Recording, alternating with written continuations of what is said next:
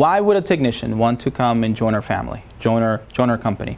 Number one, we don't hire people that need a job. We're not looking for people that need jobs. We hire people that believe what we believe, which is making sure that we take care of the customer. In our company, we have our 3 W's, which is the customer has to win. It has to be the right thing for them. Second, our technicians or co-workers, it has to be the right thing for them. And then lastly, the company has to win. If you notice, we completely correlated and changed it where the customer has to win, right? So if you don't have the right mentality or the right personality for it, right, we might not be the right fit. But if you are, one of the things that we do is we never stop learning. We never stop growing. And there are no limitations placed upon you here, meaning there is no ceiling.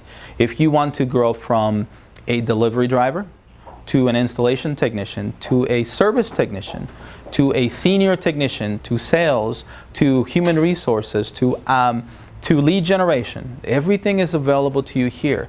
So we are as strong as our weakest link, right? And I can tell you that the reason why a technician will want to come work for us is because you're going to hear this a lot here, is you're going to be you, do you.